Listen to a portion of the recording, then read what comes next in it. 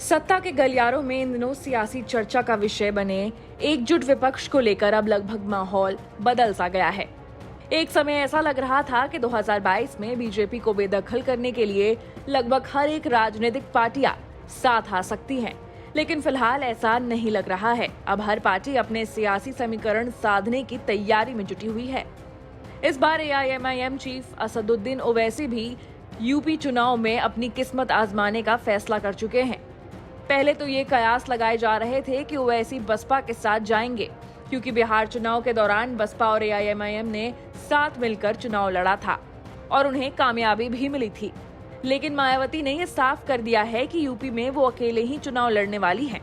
उसके बाद भी ये हवा तैयार हुआ कि ओवैसी अखिलेश के साथ जा सकते हैं, लेकिन समय रहते अखिलेश यादव ने इन कयासों को नकार दिया।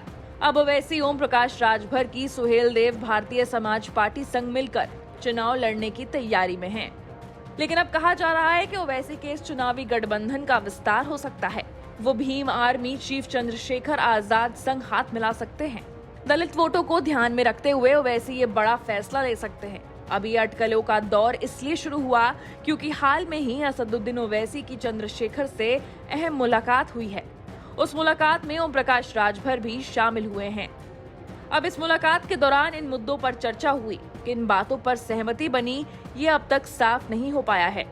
लेकिन क्योंकि चुनावी मौसम में एआईएमआईएम चीफ ने ये मुलाकात की है, ऐसे में इसके अलग ही सियासी मायने निकाले जा रहे हैं। वैसे भी जब से बसपा प्रमुख मायावती द्वारा चंद्रशेखर को नजरअंदाज कर दिया गया है, अखिलेश ने भी कोई दिलचस्पी नहीं दिखाई है। ऐसे में भीम आर्मी को भी यूपी में किसी न किसी का साथ चाहिए था। उसी साथ को पाने के लिए अगर चंद्रशेखर असदुद्दीन ओवैसी संग कोई करार करे तो हैरानी की कोई बात नहीं होनी चाहिए।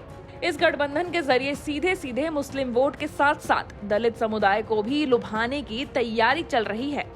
जहां मायावती दलित ब्राह्मण वोट पर फोकस कर रही हैं, तो ऐसे में अगर ओवैसी का भीम आर्मी के साथ गठबंधन हो जाता है तो बसपा के लिए ये चिंता की बात होगी।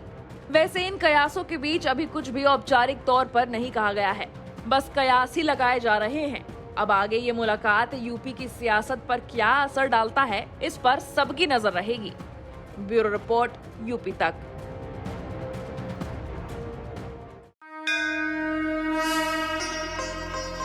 गोमती का किनारा या सरयू का तट, इमामबाड़े की सीढ़ी या ताज की चौखट, बनारस की सुबह अवध की शाम, संगम किनारे जहां जुटते खासो आम, चाय की चुस्की में यहां सरकारें हैं बन जानी। भैया ये यूपी है, यहां सबई है ज्ञानी। तो खबर चियो कौन हो जानकारी अब ना पाएगी अटक, देखो भैया यूपी तक।